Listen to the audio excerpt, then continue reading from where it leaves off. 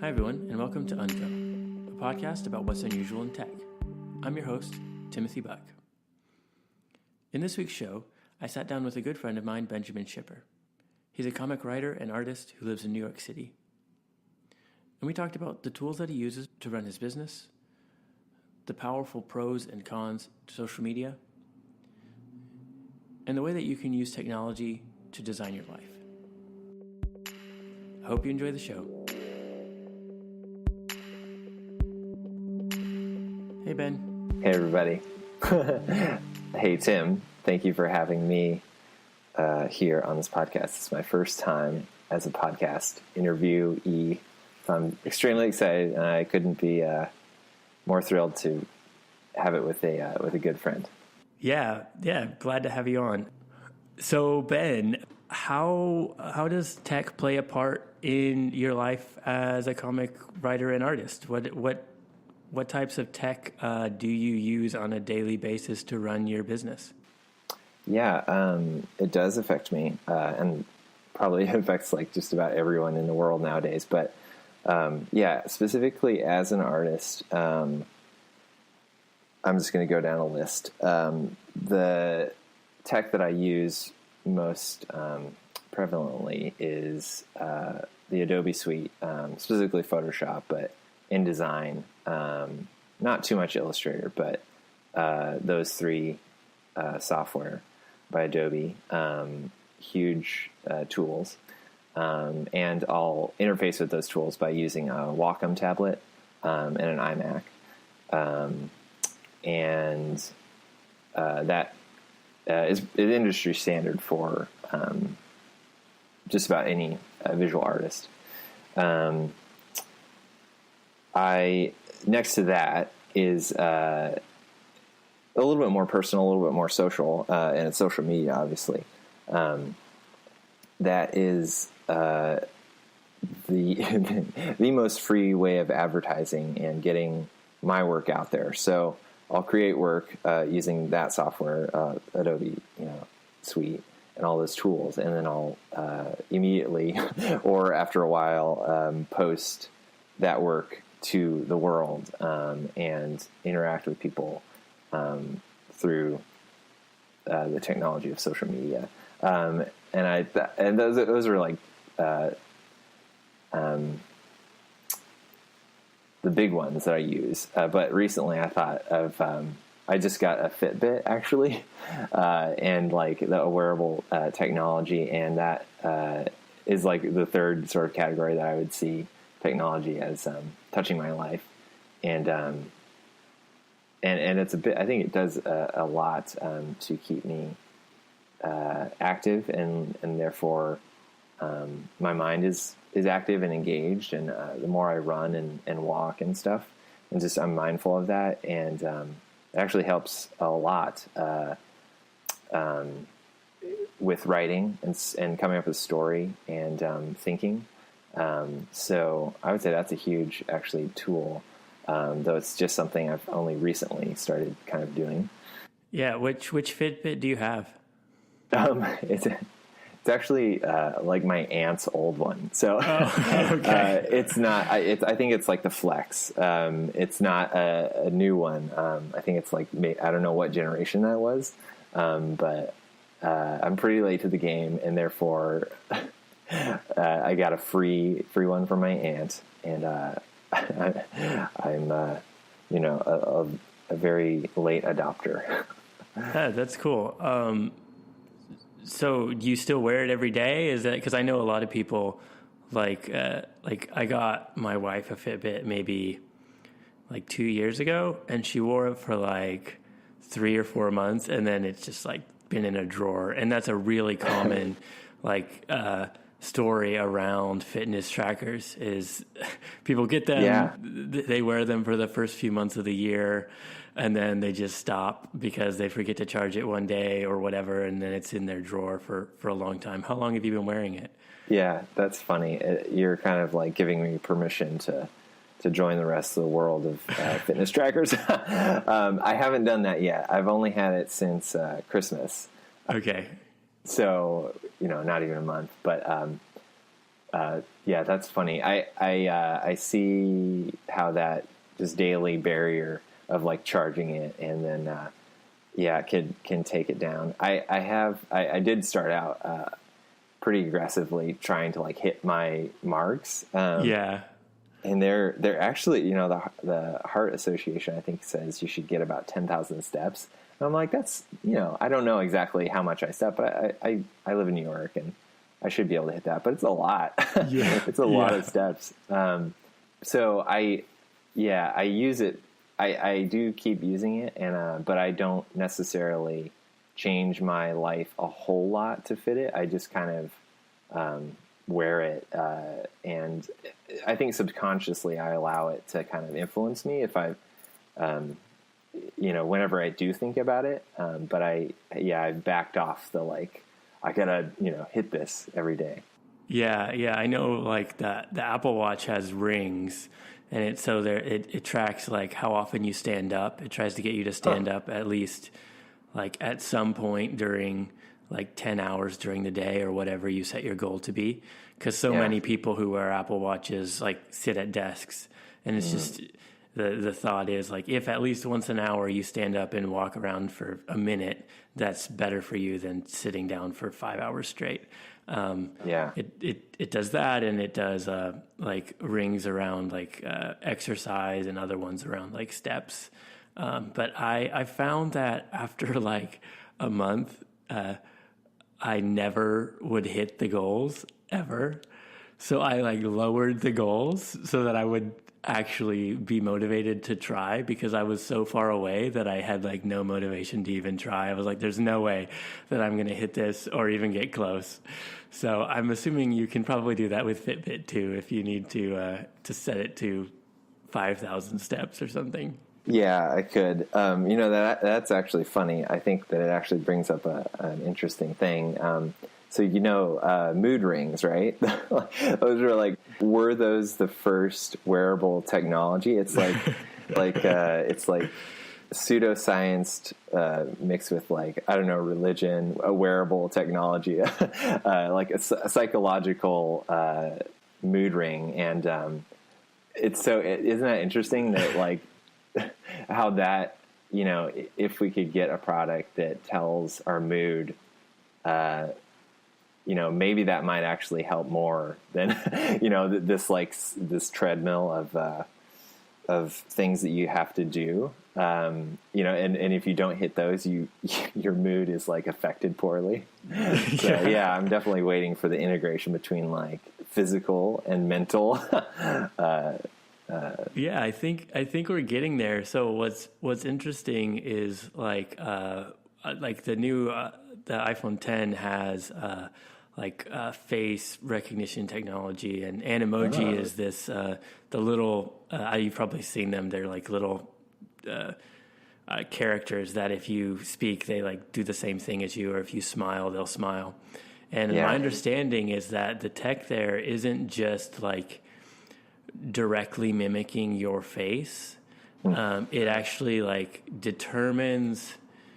So it's not like completely tracked to your face. It watches your face and says, "Oh, you smiled.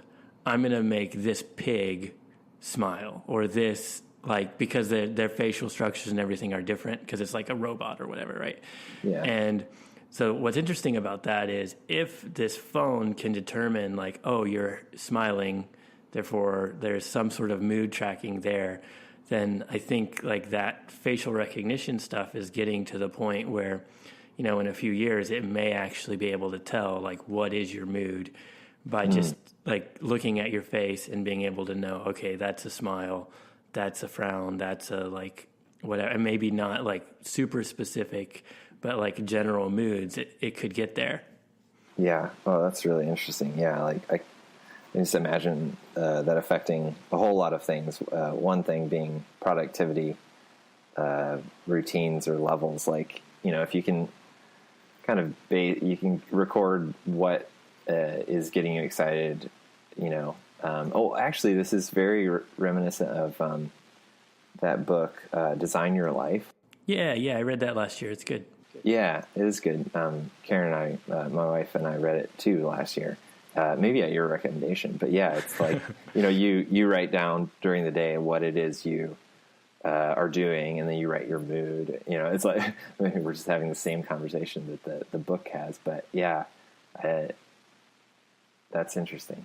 Yeah, I think what's interesting about that is oftentimes we're not good at correlating what puts us in certain moods, right? We maybe generally we know that reading politics makes us mad or whatever, but very specific things we may not even understand why we're in the moods we're in.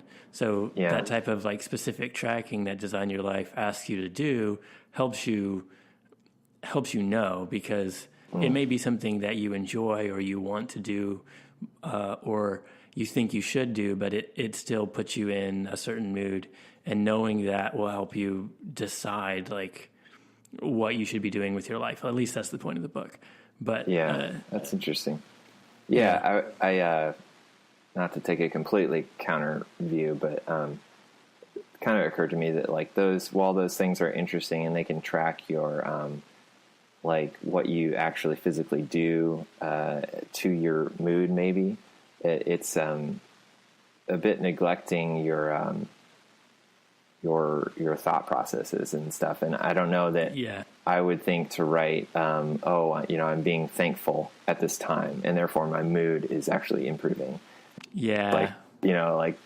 Because I run, if I said I run, during this day, and then I get back and I'm I feel really happy now. It's you maybe I've missed the internal, what was happening. Because I run, I feel better, and that allows me to be thankful and reflect on my health, all the things that I see and are going around me. And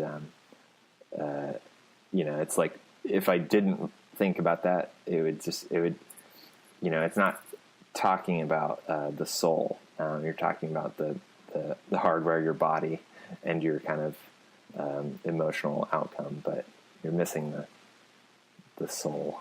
Yeah. I think it's going to be a while before technology can track something like that. But yeah, you're right. There's more to us than just what we're showing on our faces. We have a lot going on inside, and that's probably a little bit further away. You're gonna have to rein me in, because I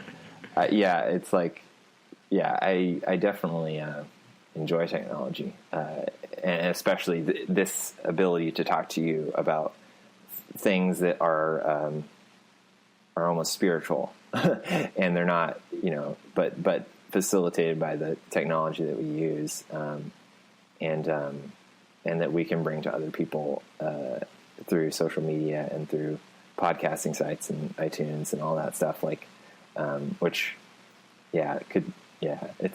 That's moving into a bigger discussion that I'd love to have about social media. Yeah. We'll kind of use that as a transition over into social media. How does social media play a part in your job as an artist and an entrepreneur, and which social sites do you use primarily, and how do you approach that part of your work? Okay, let me try to take this in steps. So just practically, it is social media, and when I say it, I'm specifically thinking of Instagram first, Twitter second, and Facebook. And I only include Facebook because my mom is on there, and Mike Mignola, the great comic artist and writer. So I keep that one going because Mike Mignola and my mother are on there. Okay. So when I think of those sort of three, the trinity there, Instagram, which is probably owned by Facebook now. Yeah, it is. Twitter. Is Twitter owned by Facebook? No, it's its own thing. Okay, cool. So Instagram, Twitter, Facebook. So those three are my advertising strategy. They're how I announce what I do daily or weekly. If they're, and I can I do strategize if there's a specific campaign that I want to promote a certain comic book. But more or less, that stuff doesn't work if I don't have the nitty gritty of my sketches and of my daily life. So I think that it's a wonderful way for me to be transparent and bring anyone interested in my work into my actual life and see what I do, hear what I want to say. So that has actually been like that. I'm saying that I'm looking at it in a very positive light now. But if I want to take it back to when I was starting, social media, starting as an illustrator, professional, it was a very kind of crippling, thing to keep sharing and getting 10 likes or, like the numbers are so low when you're starting out. And there's a huge mental hurdle that we all have to get over, where we are wanting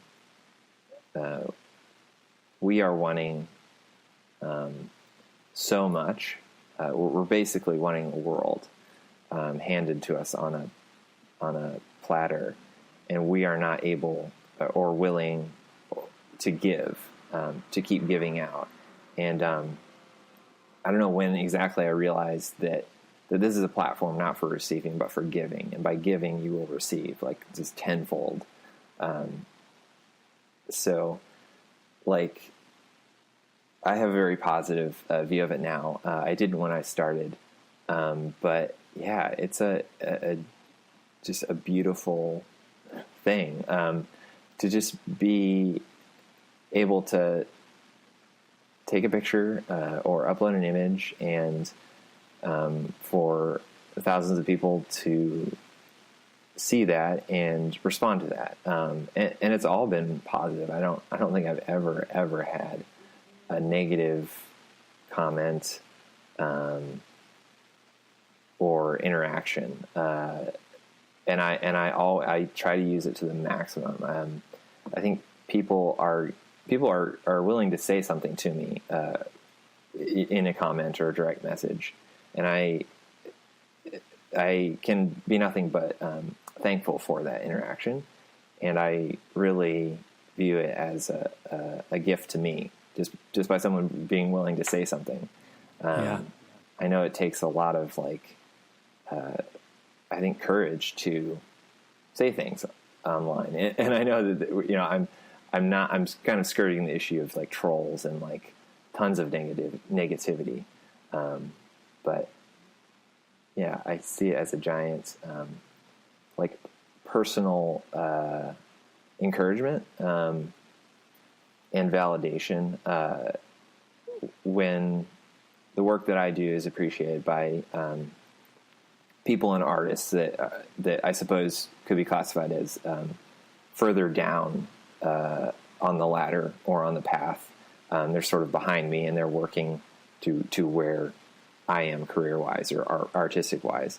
And then there's people ahead of me who I'm working to be in this sort of in that sort of tier, and they're constantly giving back to me, and so I do that to I try to do that to everyone, and it's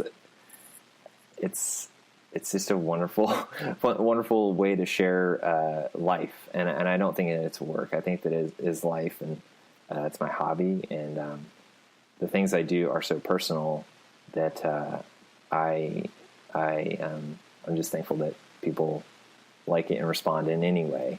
And I've met really good friends by sharing my work in a place where other people are doing similar work.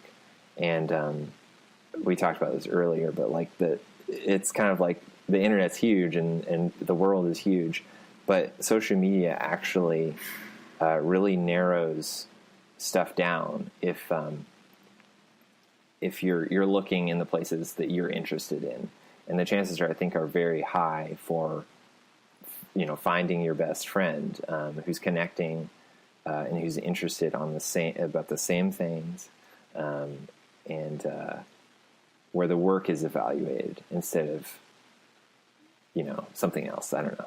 Yeah, no, yeah, I definitely see what you mean there. Like the last guest I had on the show was Stephen Aquino, and he's somebody that I met on Twitter. We both talk and write a lot about Apple, and he's one of those people who is way ahead of me in his career path, in that he's a full-time writer and writes for all of these big publications and all of that stuff. But we met there, and he read some things on my blog, and we started talking. And then when I moved to San Francisco, we started to get coffee and talk about life and stuff. And it's been really cool that, like, somebody that lives on the other side of the city, and before that lived on the other side of the country from me, we've become friends who talk pretty regularly. And yeah, you're right. Like, there's this community of tech people on Twitter that seem to become closer and closer friends over time, because we all are talking and tweeting and arguing about similar things. Yeah. And so it sounds like you're saying kind of the same thing on Instagram for comic artists, that you guys are all there sharing and liking and commenting, and because you like the same things, you're drawn to each other, and then relationships can be started there. Mm-hmm. Yeah.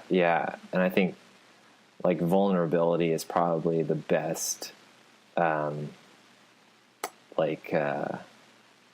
trait or something. I feel like for someone starting that journey, or for someone doing that, like, vulnerability, I feel like, is at the core of everything good coming from social media. Like,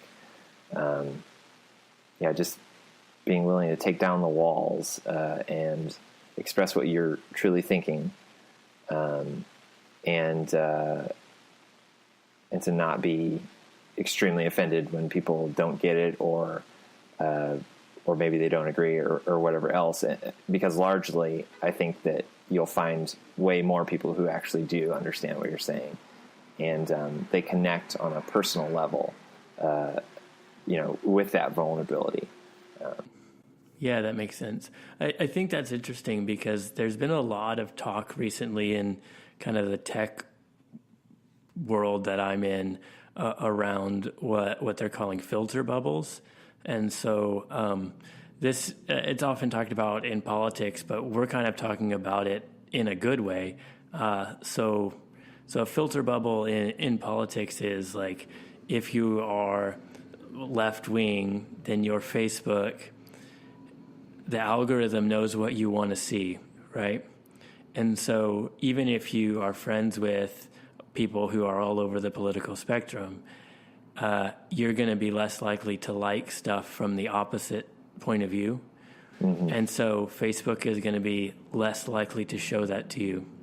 And so these filter bubbles show up, and there's been a lot of really interesting examples of this, where somebody who is left-leaning, and a big event happens, and their Facebook or Twitter or whatever is filled with all of these articles and comments or everything that just supports their view of it. It's like a bunch of posts about what Facebook, what the algorithm thinks they would want to see, and it just reinforces their opinions. And then the exact same event happens, and somebody who's conservative sees completely different articles, completely different everything, and they never see the other side. And so there's a kind of like a debate out there in the tech world about, how do we prevent that? Because what that leads to is more and more and more division, because we're not even it used to be like when everybody watched the nightly news on ABC or whatever, like there were like 3 channels, and in general, everybody got kind of like their information from the same basic sources. I mean, there were different newspapers and stuff, but like most people got it from the nightly news. And so you could disagree with each other, but you kind of were starting from the same point. But now we're getting in this place where like we're just literally in different worlds.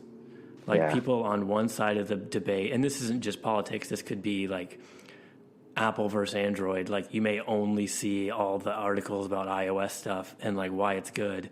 And if you're like a big Android fan, you see all of the Android stuff and the articles about like why something bad just happened in the iOS ecosystem or whatever. Like anywhere there's a divide where these algorithms are making us more likely to see what we like. And so it's making us more and more divided because we never see the other side's perspective. Yeah. And so that is a scary thing, and that's maybe not exactly what you were talking about. So that's kind of like a negative thing that social media is doing to the world that I think a lot of people don't even know. But at the same time, because it is showing us things that we're interested in, we're able to connect with people in these niches that, 20 years ago, we wouldn't maybe have even known anybody like us who did that, right? Like especially if you weren't in a major city, like if you're in a small town and you want to become a comic artist, you can get on Instagram and become a part of that community and learn from some of the best like comic artists and illustrators and all that stuff in the world.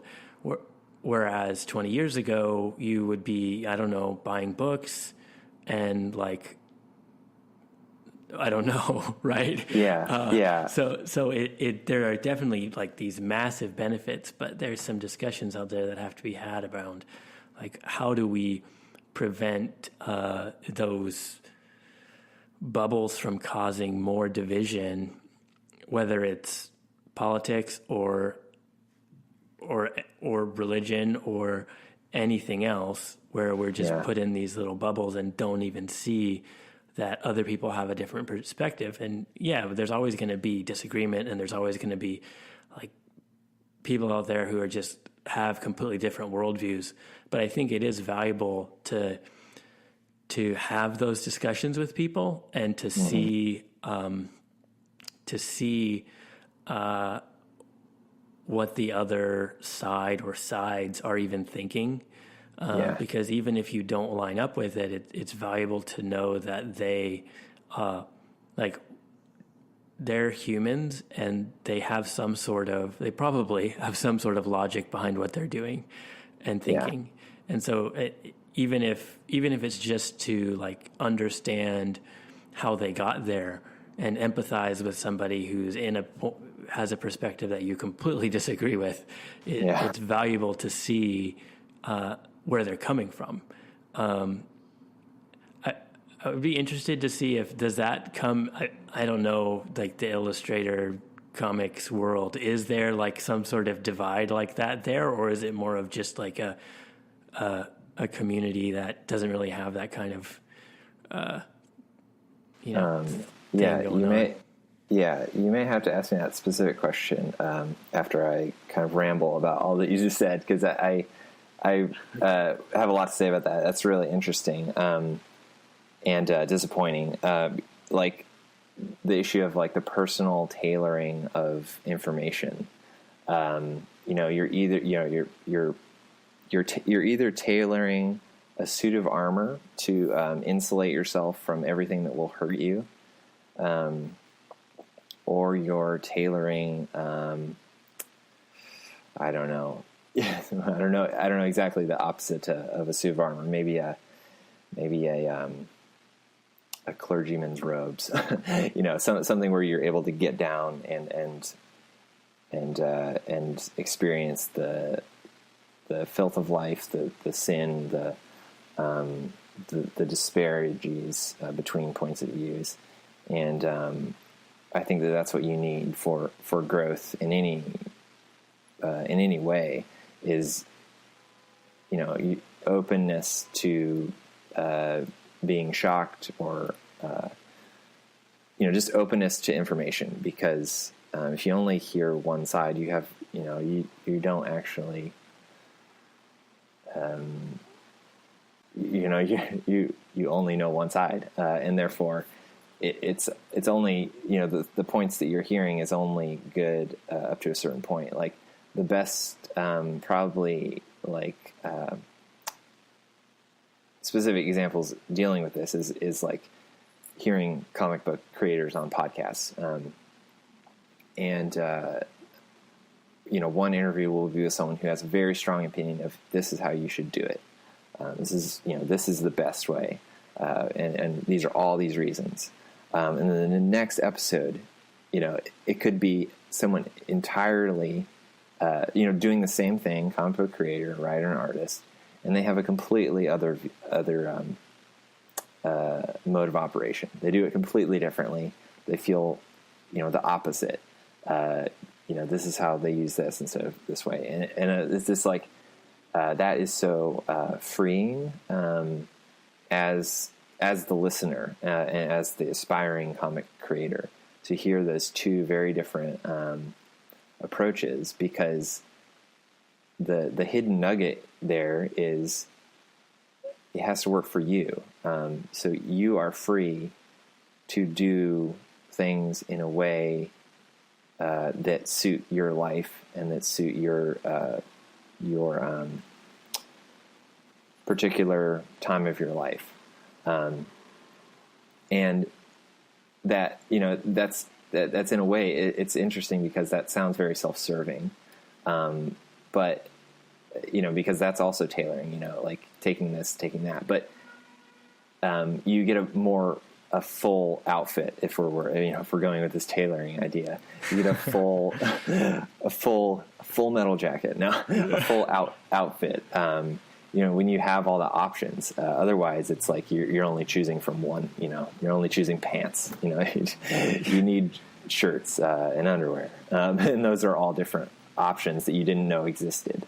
But when you're able to take in opposing viewpoints, and not feel attacked by those, like not feel personally hurt or attacked, it's a good life ahead of you if you can do that. Yeah, I think I agree, and I think like in these, I think that is definitely like possible in certain areas, like ways to approach creating comic books or ways to create podcasts or things like that. But I also feel like in certain areas that are really emotional, like even like Apple, like people's views on Apple are super emotional, and like the way that people interact on Twitter about somebody having a negative view of Apple, even if they really like the company, sometimes it's just like, oh, you're just a hater or whatever. Or if you have a positive view when other people don't have a positive view, it's like, oh, you're just an Apple fanboy or whatever. It's just this like emotional, like throwing people into groups. And I think the reason that happens in something as like really simple as Apple technology and more complicated stuff like politics or religion is we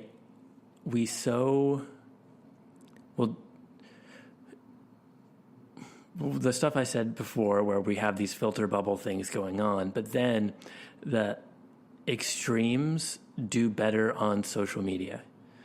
Like if I was to write a 4-tweet, really thoughtful, perspective of the HomePod, and like what is good and what is bad about it, and how, it has some good things and has some bad things, and we don't know what's going to happen yet. Like it's not going to get a whole lot of traction.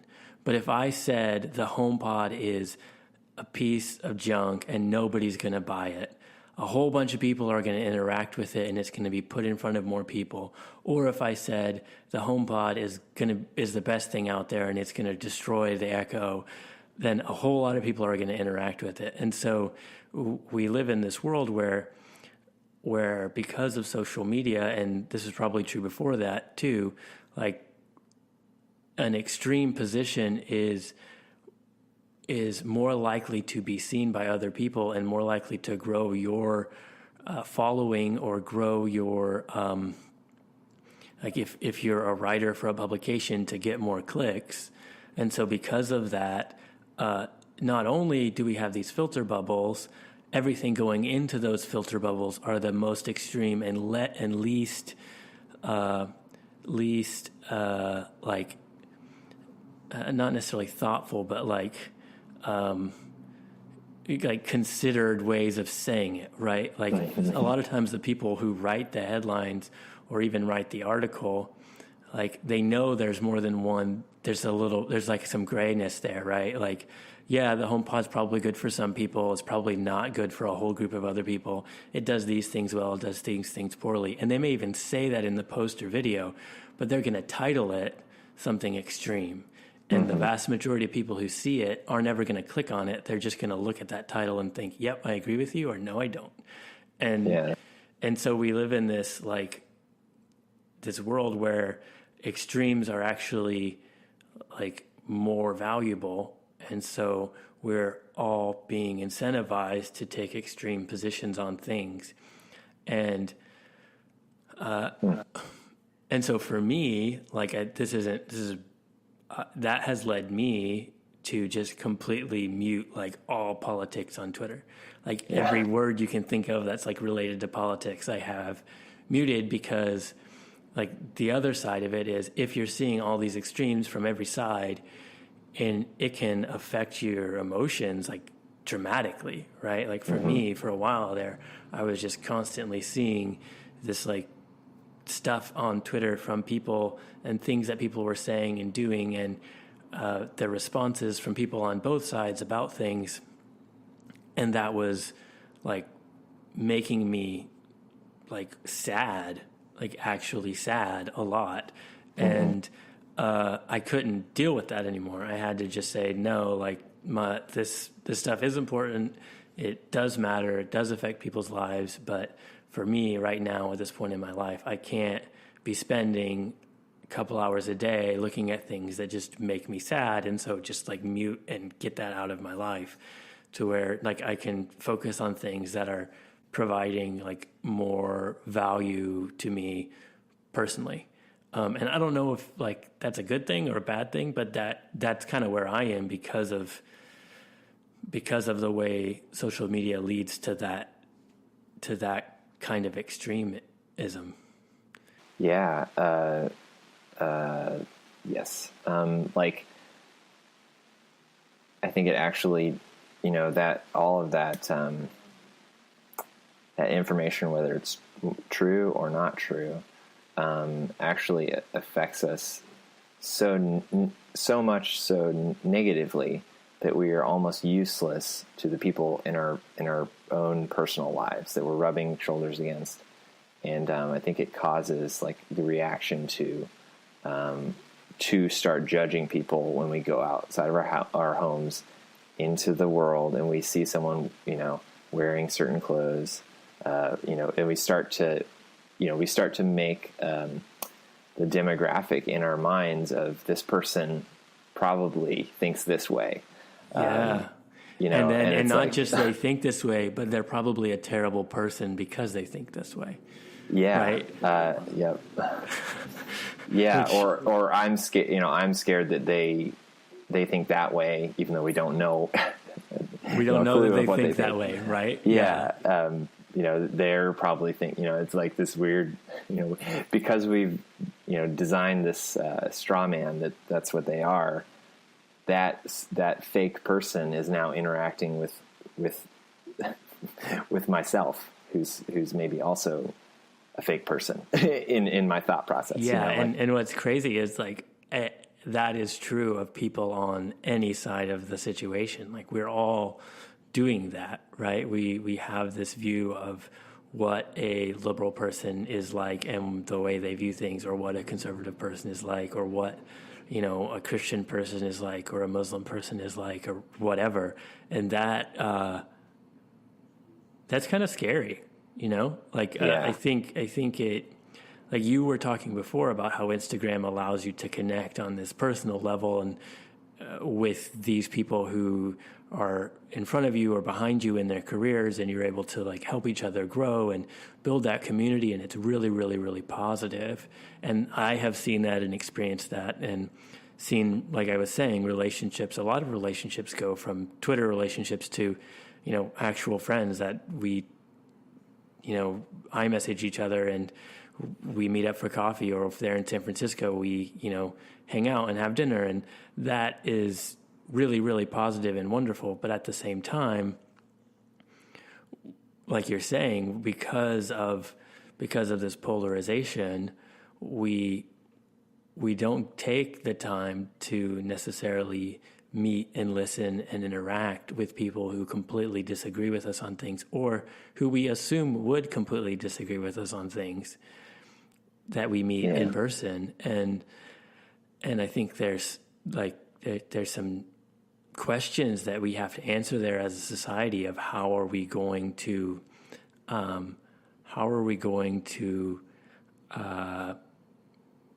counteract that.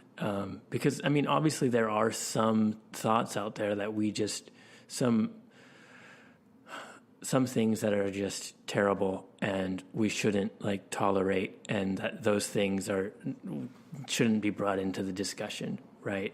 But there are also other things that are just disagreements, and we're both coming at them, like different sides are coming at them from different perspectives, and oftentimes it's because their lives are completely different and their experiences are completely different, and there's not going to be some sort of fix for that if we're not willing to have those conversations and interact with those people. And I think that's true for politics or religion or complicated things like that, but it's also true for things like whether or not you like Facebook or Twitter or Instagram, or like whether you are an Android person or an Apple person or a Samsung person or a Pixel person or whatever, Yeah. you know? Yeah. And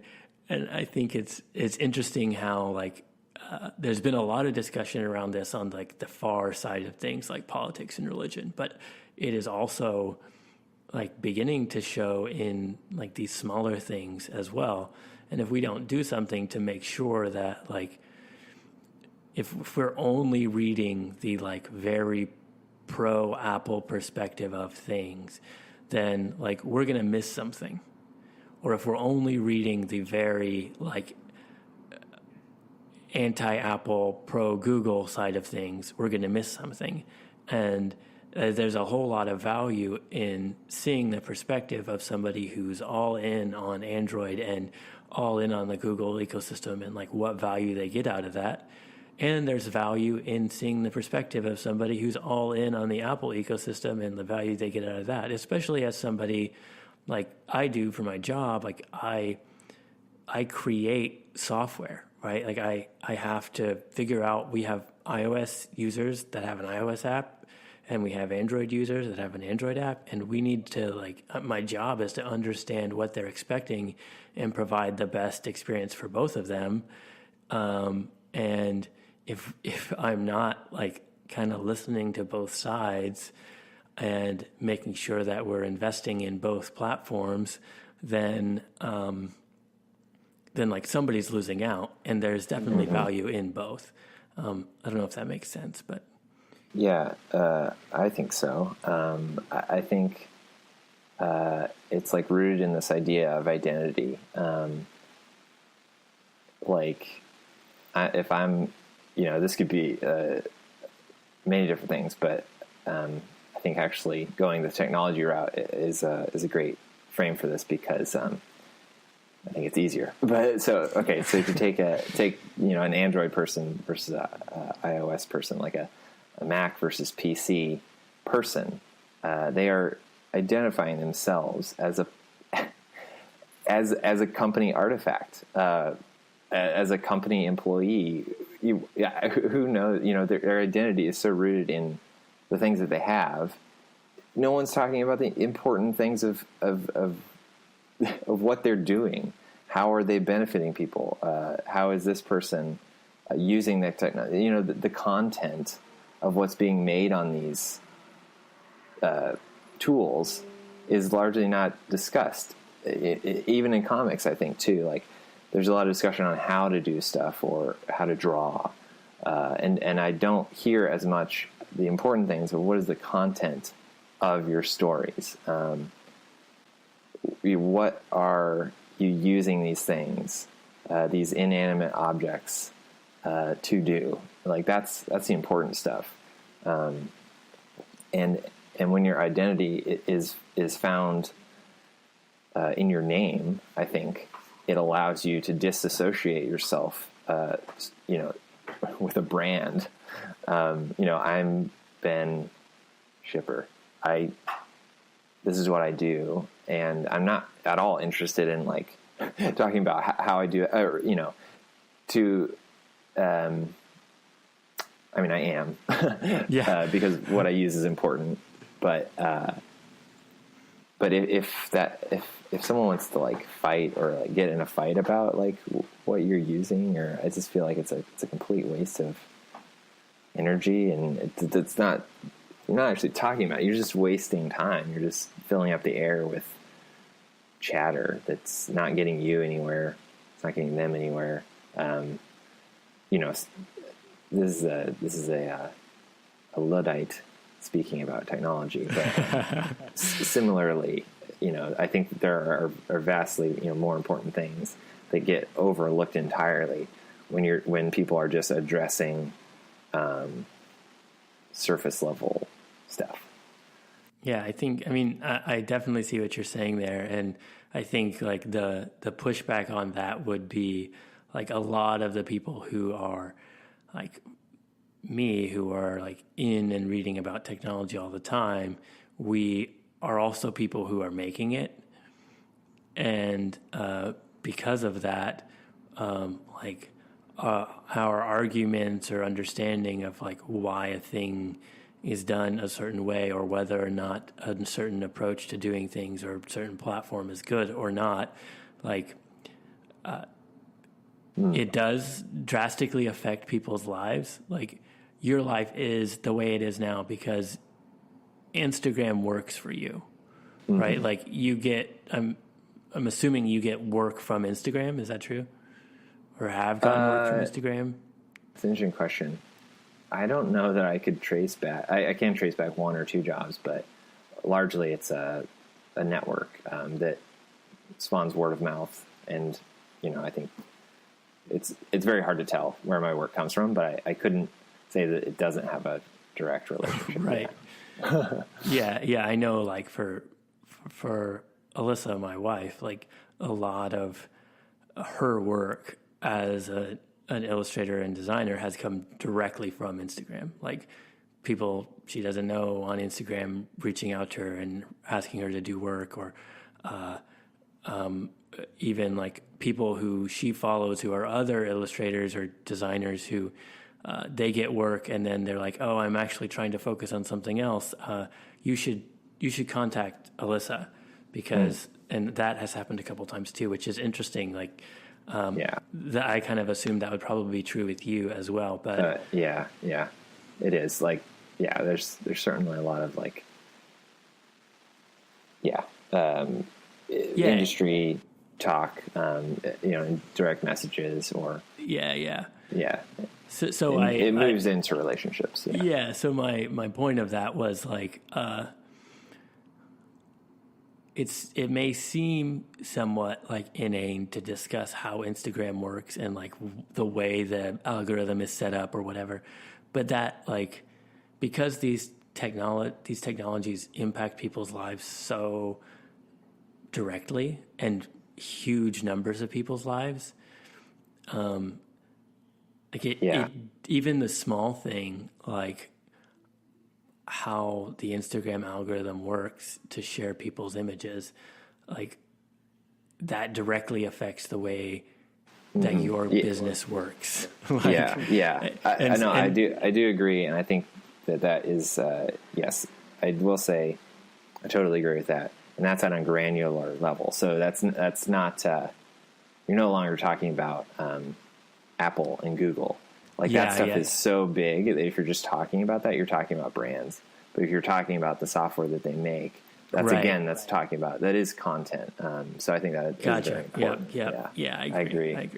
Like, and I bet I bringing this back to politics for a second, I think the same is true of politics. Like oftentimes we don't actually discuss the specifics of arguments or disagreements or whatever. Instead, it's this like high level yelling at each other as somebody on the other side, not like a in-depth discussion of why this perspective is your perspective and why this perspective is my perspective.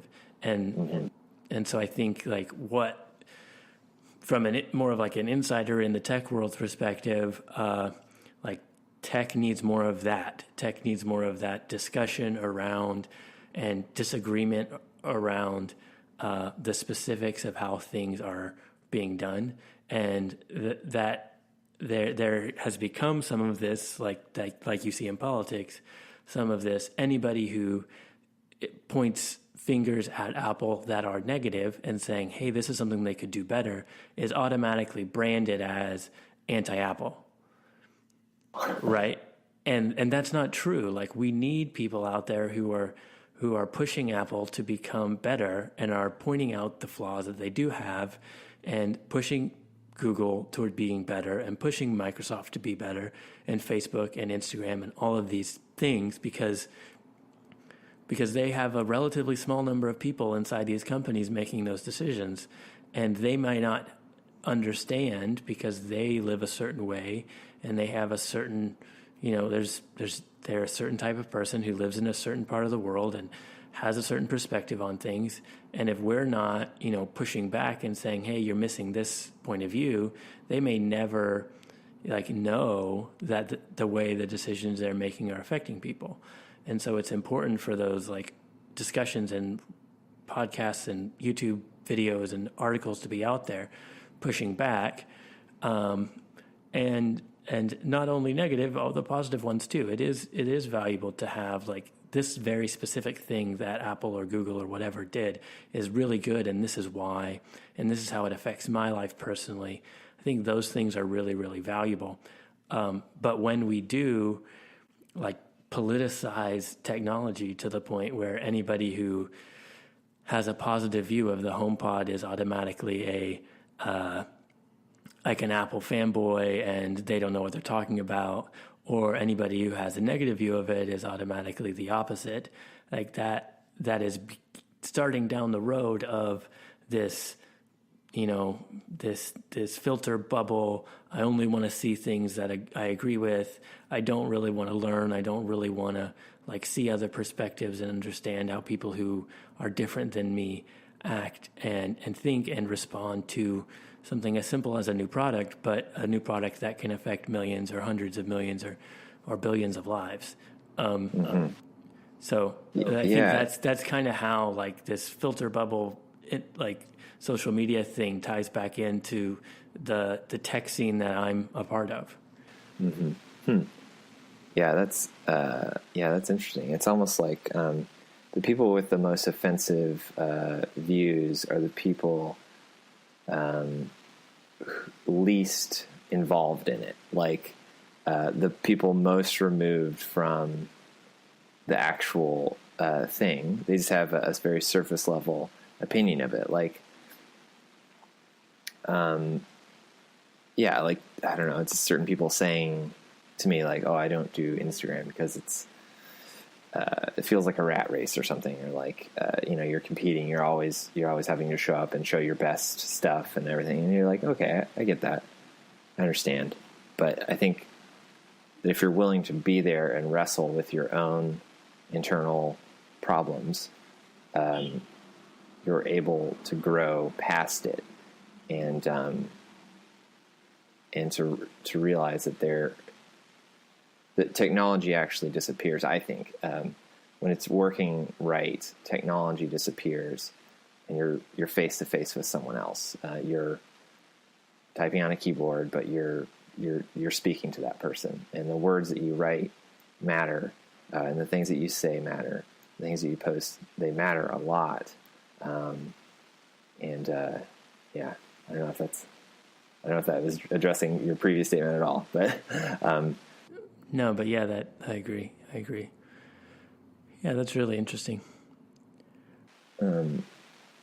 Yeah, like,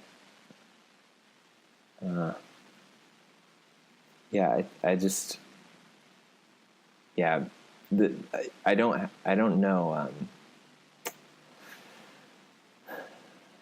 I'm very much a user of technology, and not a maker of it. So I'm very, maybe even what I'm saying at times is offensive to tech people. But I'm a benefit. I benefit extremely by the things that are made. I think very thoughtfully made, and I'm thankful for that. I'm thankful, and I'm also thankful that I can sort of forget about it. I think that it's so good at what it does that I can completely forget about the technology, and it disappears. Yeah. It's replaced by people. Yeah, that's good. And I think,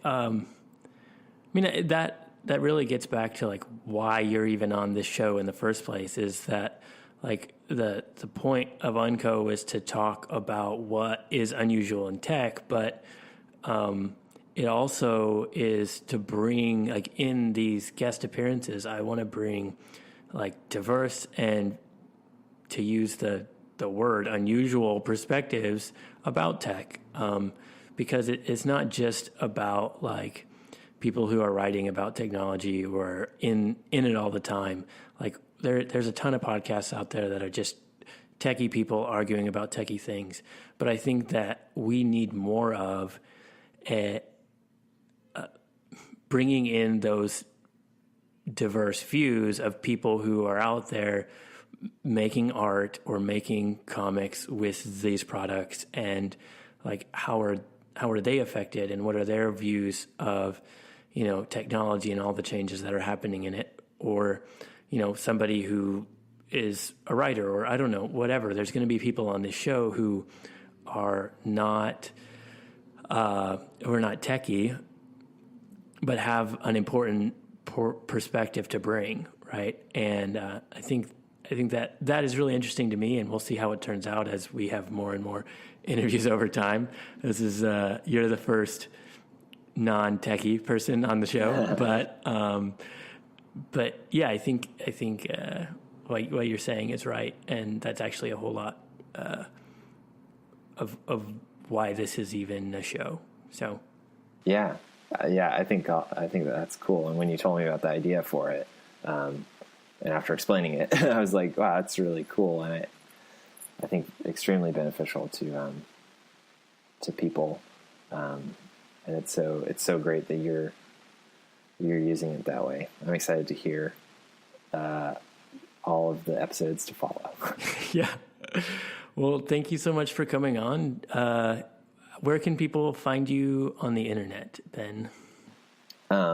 My name will bring up my website, my Instagram, Twitter, and Facebook. So I'm all there, and YouTube actually. So Benjamin Schipper, BenjaminSchipper. I don't know why I spelled out Benjamin, because most people know how to spell that. But I want to be real thorough. Yeah, I don't know the handles or whatever that I'm on each site, but my name is up there. So I don't think there should be any problem finding me. Yeah, and I will link. I'll look them up and link them in the show notes, so you guys can just click the link and check out his work.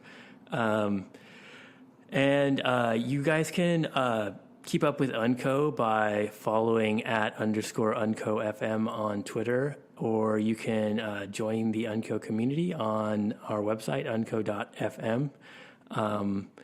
And of course, you can subscribe to the podcast on Apple Podcasts or Overcast or wherever else you get podcasts. You can also stay up to date with my writing over at timothybuck.me or by following me on Twitter @timothybucksf. Thank you all so much for taking your time to listen, and thanks again, Ben, for joining me. Yeah, thanks. See you guys.